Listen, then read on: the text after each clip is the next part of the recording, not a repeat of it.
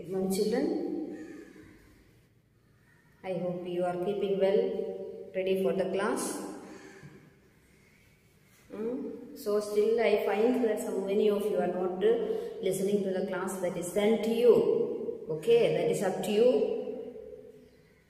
to listen or study. Okay, now coming back to the yesterday we have seen the summit within, that is a few paragraphs you have taken. I hope you have read the lesson and it is what you have, something you have understood. It's very easy, very simple language it is used, and to help you use the dictionary, find out the words meaning. I am just explaining to you, but you have to refer to the dictionary in order to get to the deep meaning of it, the correct meaning of it. Okay, so the page number 77, the last paragraph we will continue today. Okay, all of you take the textbook, your textbook, lesson 5, the summit within, the page number 77, the last paragraph we will begin today.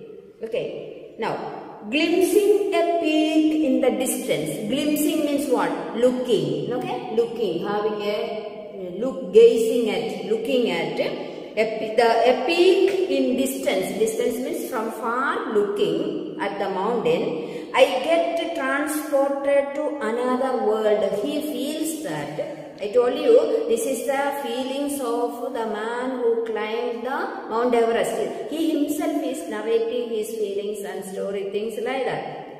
So he is telling, glimpsing a peak from the distance, from looking from the far to a mountain, he felt that I get transported. That means he is as if he is going away or going to another world. It is, he is going to another world. That is what he said. I experience a change within myself which can only be called mystical. He says that he gets a change within him that is mystical. Mystical means something spiritual, something beyond our understanding. Okay, so it is an experience. It is not clear. One cannot explain it. It is beyond of the explanation. That is what the man is telling. Mystical means spiritual or beyond our understanding, and it is a mixed feelings of joy, happiness, so many things. So that is what the man is telling about his experience of looking. Maybe he is, as he is climbing, maybe looking up, and he says it is another world he is traveling.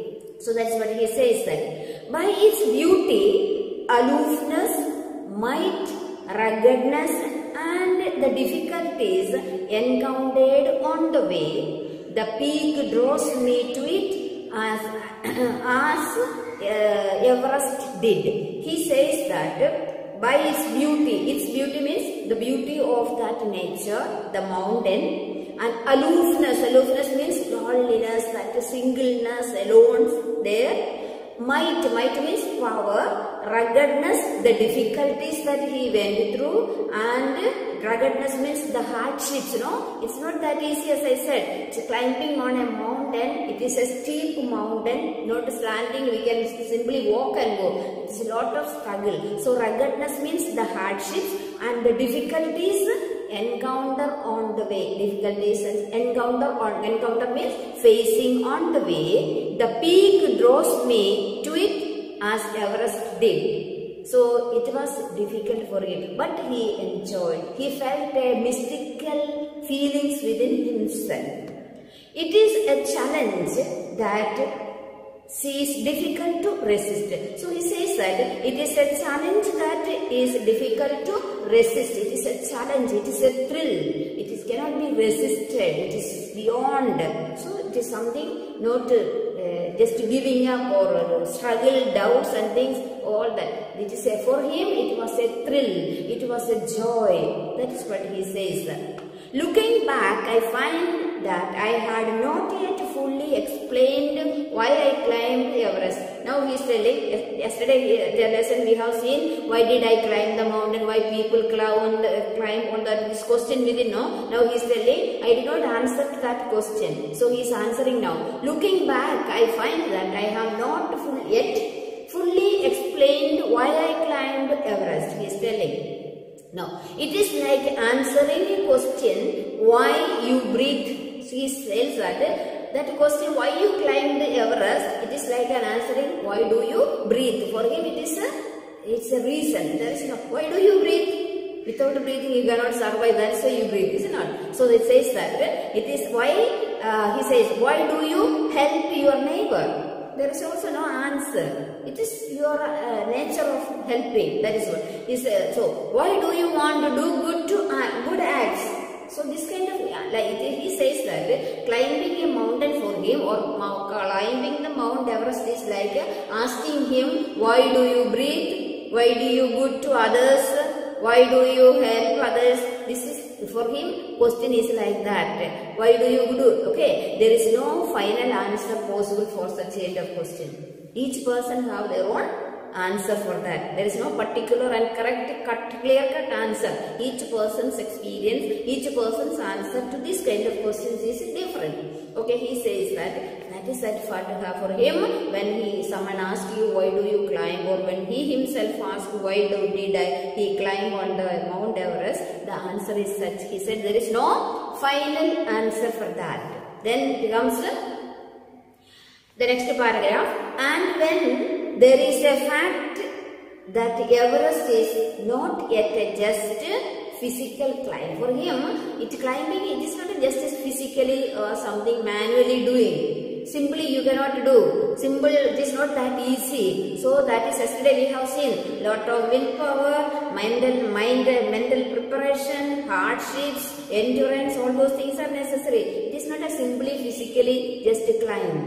The man who has been to the mountain top becomes conscious in a special manner of his own smallness in this large universe. He says that a man who is a mountaineer, one who climbs, for him when he reaches, it is a special, it is in his conscience, it says that it is a special manner of his own smallness. You realize that you are nothingness. You stand on the top of the Mount Everest, looking back, you are very humble. That is what yesterday we have seen, the humility of the man. He says it is not his greatness, it is God's help, it is God's protection. So all those things, he is realizing the littleness, the nothingness of one's own self, the small and the large you. But then our world is so large, is not? And a mountain is on the another one. It's so climbing over for him. He felt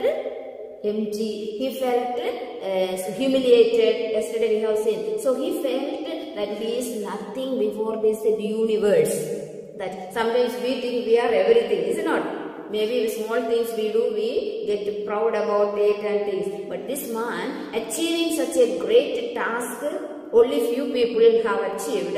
He felt very smallness within himself. That is his humility. Again, it is representing the humility of the man, surrendering everything to the will of God. Okay, now, the physical contest of the mountain is only one part of the achievement. He says the physical part, the huge mountain, it is only one part of his achievement. There is more to it than that. He says that physical part of that climbing and that is only one part. There is another part in it. It is followed by the sense of fulfillment. He feels a sense of fulfillment that he has completed a mission, a task. That is what it is, a fulfillment that he feels. There is a satisfaction of deep urge to rise above one's surroundings. Rise. It is a deep urge to rise above one's surroundings. It is not ordinary. It is not everybody people. All the people can do that. All the people may not have this kind of thinking about it. But for him it is a sense of fulfillment and it is a satisfaction, a deep urge. Deep urge means a deep bonding, that desire to rise above the surroundings. He wanted not simply walking on the plain place. It's climbing up. It is something beyond the understanding. That it is the eternal. It is the eternal love for adventure in man. It is an eternal love for adventure. Adventure means taking hardships. Something very dictative and adventure, dangerous journey, isn't it? It's very dangerous. One cannot think that he will come back or he will have life again. So it is that kind of adventurous it is. And the experience is not merely physical. It is emotional and is spiritual. He is telling it is not that the journey is not only physical. It is not simply for exercise that we jump down, up and down, run, do exercise only for physical fitness, isn't it? For him it is not that. It is a mystical experience. It is something emotional. Emotional means what? That feelings, that thrill, that accomplishment, that satisfaction in fulfilling a mission. It is a mission actually. It is not a simple duty. It is a commitment that he takes himself within, that he wanted to achieve. So from there, when we do some small things, when we do, we will be able to do greater things. So we should have that willpower, not to give up things. Okay, always try for the best. That is what you must learn from this man. Okay. Now coming to the next paragraph of the page number 78. Consider a typical climb towards the summit on the last heights. So he says, consider a typical climb towards the summit on the last height. That last height means reaching the peak of the mountain. You are sharing a rope with another climber. You are sharing your rope with another climber. You firm in. You are very strict, very sticking on. You are firm in. He cuts the steps in the hard ice. Then he belays and you inch your way up. So it is you are just going up. There is I don't know how, I have not climbed, because it says that it is full of ice, huge rocks, anytime can. You are climbing on the rope, remember that. Okay, it is fetching, and with that facilities fetching it, and you are sticking on to that with that lot of the climb you grip. You have to be very conscious about it, that you are climbing. You can slip down, you can fall down. All that dangerous, adventurous means very dangerous situation. But we should have very conscience, determination, that fully conscious about what you are doing. Sometimes we are distracted. You cannot be distracted in this situation. Fully conscious on what you are doing. You strain every nerve as you take every step. You feel lot of disappointment sometimes maybe, but no, give up, don't give up. That is, famous climbers have left records of the help given by others. So there are people, the famous climbers, they have given their own records on that. He says that they have also recorded how they needed just that help. Else they might have given up. Breathing is difficult. You have to take oxygen with you. The breathing is, and you have to carry the oxygen and things like that with you, because it is going up, you will not get the air. After certain height, there is no oxygen which you will have to take. Okay, so all that is, with all that you are carrying on at your back, and as you go, it is not that easy, because those of you go ahead first, they have kept a record about it, what are the things. So they say, you curse yourself for having let yourself in for this. Sometimes you may curse yourself, after all, why did I do this? Why I am doing this? This kind of things also may come in mind. But even that, he never gave up. You should not lose your hope. You should not lose your courage. You should not get frightened. That's what it says. Else they might have given up. Some people must have given up. We know so many people died climbing on that, gave up and came down and things like that, because they could not proceed. Breathing is difficult. He says that it is all the narration. This paragraph tells what are the things really happening to a person who is climbing on the Mount Everest. Breathing is difficult. You cannot breathe. You curse yourself, having yourself for this. Okay. You wonder why you never undertook the accent. So it says that you wonder why ever undertook this accent. You must think yourself, you wonder why, what is the fun of doing this? This kind of questions you may ask yourself. There are moments when you feel like going back, and there is also moments that you feel like to go back. It would be sheer relief to go down. It is if you go, you feel that better to go back, and you can get relaxed, or you feel so tired, all these things, you wanted to go. This kind of feelings can come. Instead, go up. Instead of coming. But he says that don't come back. Instead that you go up. Because coming down is as difficult as going up. It's not. So coming down is as difficult as going up. So better don't stop, go ahead. That is what he said. But almost at once you snap out of the mood. Sometimes your mood may change. You snap, you may feel sleepy, which means you get discouraged, disappointed that moment. There is something in you that does not let you give up the struggle. That he is telling. Something within you, that means you have the desire to achieve that. Whatever is the difficulty, whatever is the hurdles, whatever is the distraction, you will never. Because in your mind there is a goal in it.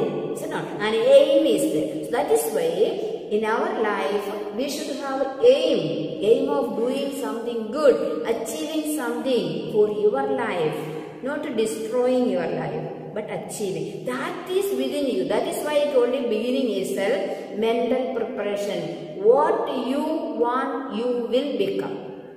What you want, you will become. What you want, only you can achieve. Nobody can force you. Nobody can change you. Or you can make, others cannot make you what you want. You have to make up your mind. It's not. That's what you must learn from this lesson. Beautiful lesson. Because all these lessons give you a lot of struggle, lot of encouragement for you people to grow into a matured person, grow into a better person in the society. Okay, the struggles, there are difficulties, but we have to go through that in order to achieve that. Okay, now coming back, next page number 79, the paragraph continues.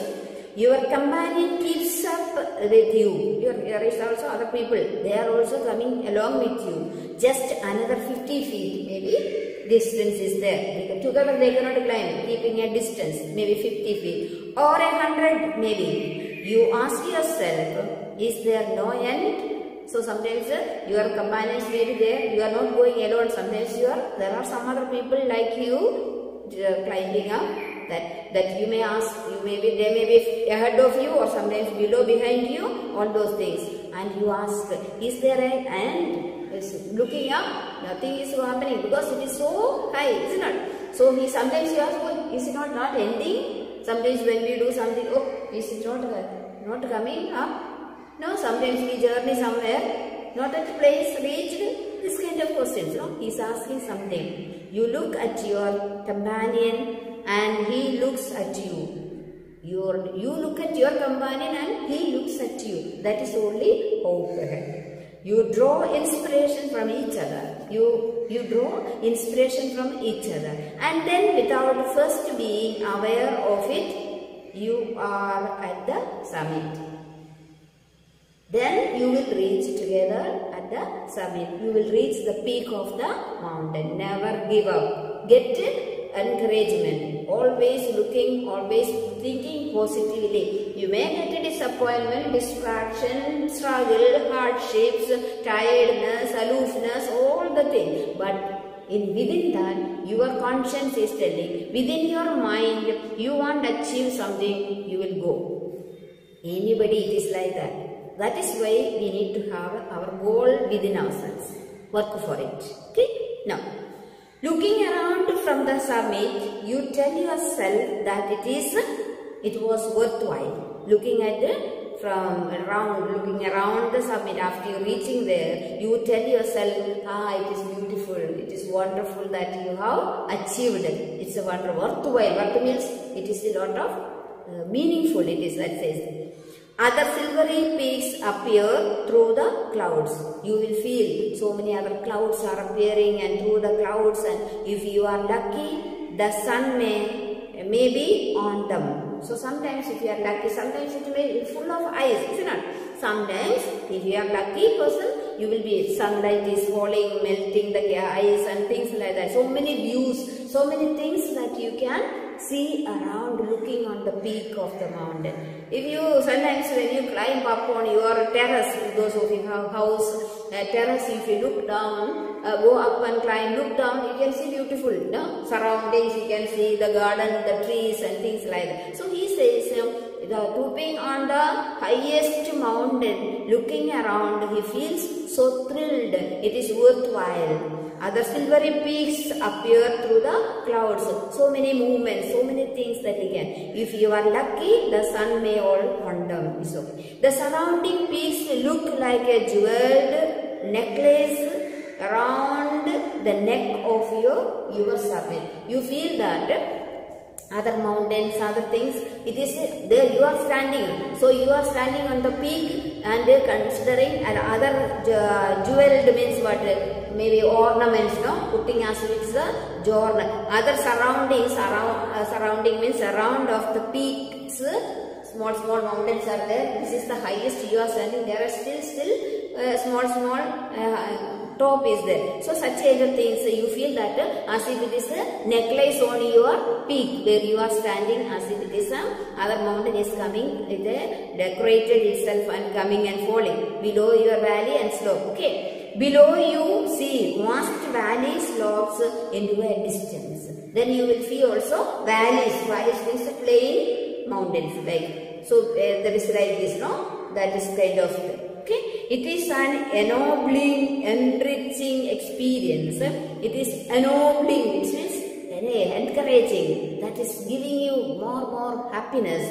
Ennobling, encircling experience. Just look down from the summit to the of the mountain. So when you look from the peak down, you feel wonder. You feel so excited, so happy, so thrilled, and you think also, oh, this much I have climbed, this kind. So lot of the man is telling the experience that within. Only one book you have experience will be able to say such a way, isn't it? Now, you bow down and make your obeisance to which God you worship. You feel that there again, the God is so wonderful, magnanimous God, a great God, because God who created such a thing, is not.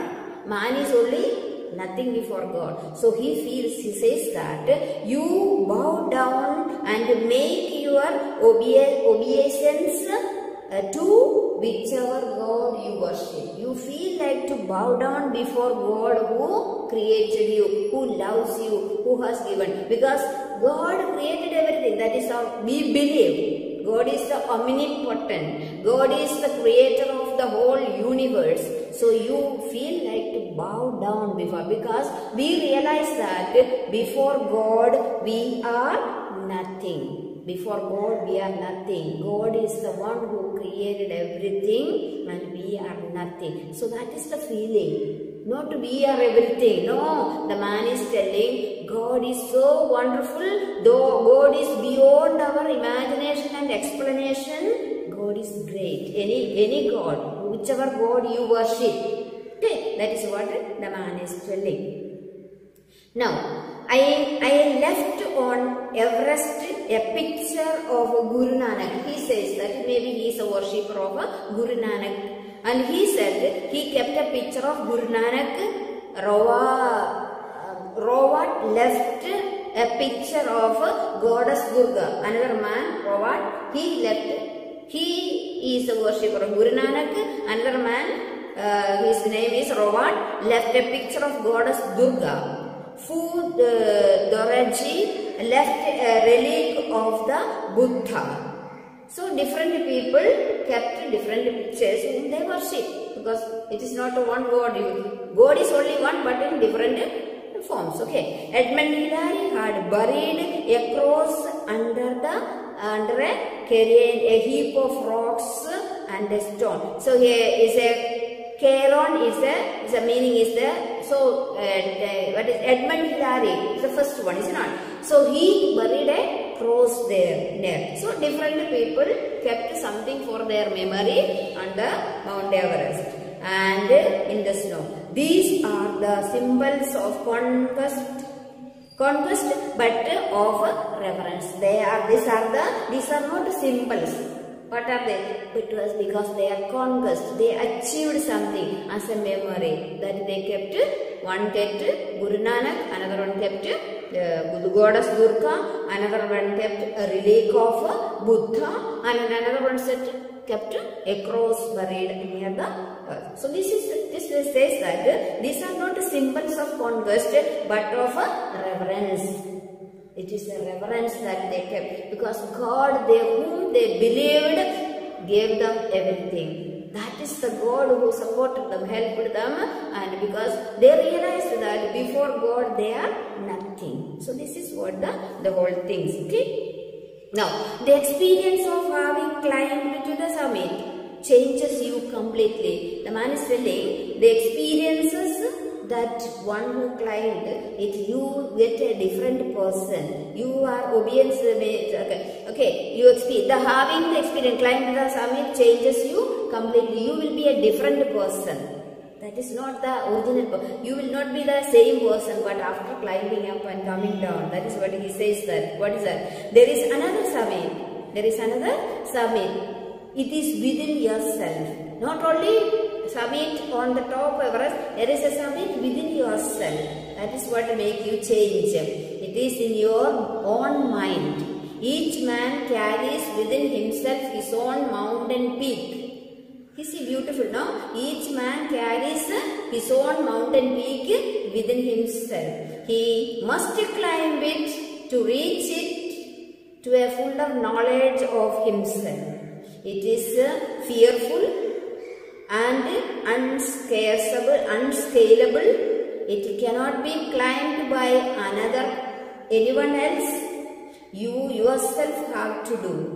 The physical act of climbing to the summit of a mountain outside is akin to the act of climbing the mountain within. So he says that each one of us are carrying a mountain within ourselves. That means we must go a journey within ourselves.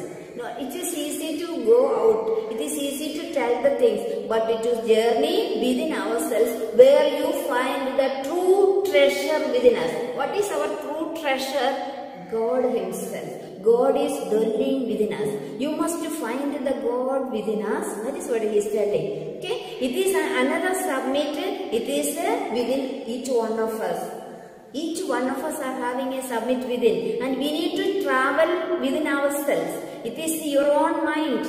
Okay? And it says that, what is that summit? It is your own mind. Each man carries within himself his own mountain peak. Okay? Now he says, he must climb. Every one of us must climb. That means, what is the meaning of climbing? It to reach that fuller knowledge of oneself. To know our own self, we need to travel within ourselves. When we, for example, I will give you another example. You wanted to dig a borewell. To dig a borewell, you put the machine and then what happens? Each time the machine will cut down the stone, rock, everything, they bring it out, dig it back. So if you have seen that it is digging a borewell is like that of a counting within, traveling within into ourselves. When you travel within ourselves, that means journeying. That means we grow in the knowledge of ourselves. There we find the real God. That is, God is love. And we also must be able to love. So within ourselves. So when you dig a borewell, what happens? Each time the propeller, that machine goes inside that, they take out the mud, stone, everything, whatever they are breaking, take it out, put it back, take it out, again going in, drilling, taking out. So it is slowly they will go, cut through all the rocks or stones or whatever it is, then they really find the real water. Yes or no? Digging a borewell is for water, is not? As soon as you put the propeller, as soon as you keep that machine, you will not get water. It has to be dug.